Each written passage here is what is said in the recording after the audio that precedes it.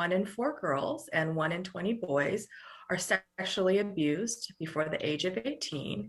And oftentimes these numbers can be underreported. So the cases might even be higher. And so it's really important for prevention efforts to be in place so that we can start to see these numbers go down. And how has COVID played a role in this?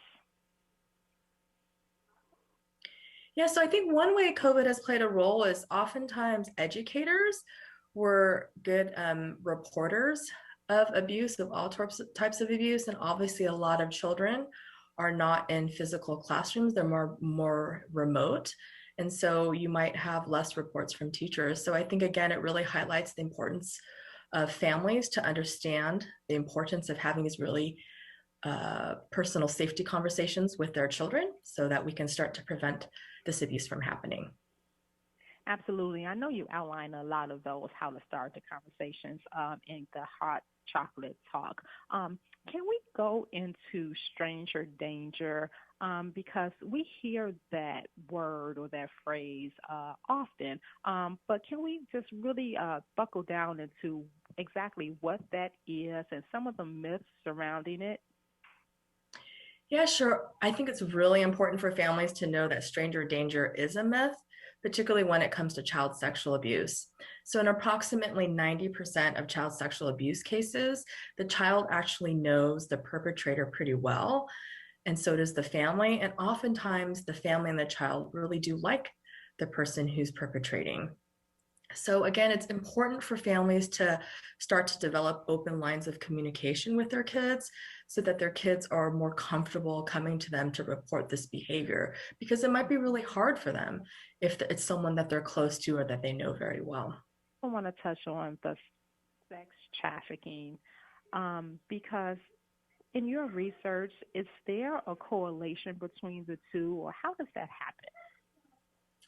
Yeah, there is some correlation found in the research. So it may be that young children who are sex trafficked might have a history of abuse.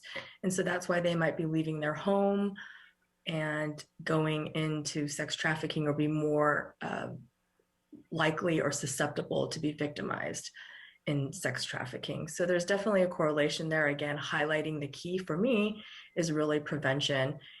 And a really important way that research shows that we can prevent child sexual abuse is, again, for families to start having these conversations with their kids. I think it's important for the media to highlight research-based statistics, like you all are on the stranger danger myth. I think that's really important for parents to know and to talk about prevention and what are methods to preventing child sexual abuse. That's really why we started the Hot Chocolate Talk campaign. We really wanted to bring awareness to families on the importance of these conversations. And we know it can be really scary and uncomfortable. And that's why, as part of the campaign, we developed free research-based resources that provide tips and strategies on how to start these conversations, because we know they can be difficult. And like you said, starting a conversation, it can be uncomfortable, but it's very important when we talk about prevention. And I know we talked about what you offer in the Hot Chocolate Talks. Can you just give us your resources, your websites, and things where we can find your information? Yeah, you can find all the information at hotchocolatetalk.com. Again, there's great resources. They're all free. What's really fantastic about it is we've broken it up into different developmental age groups. So depending on the age of your child, you're going to have different types of conversations with them around personal safety. I really like to think about the 3 R's of safety, teaching kids how to recognize safe versus unsafe touches, being able to refuse unwanted touches, and then, of course, most importantly, to report the behavior that's happening to them. And our resources provide great conversation starters, how-to guides on how to start this really important conversation.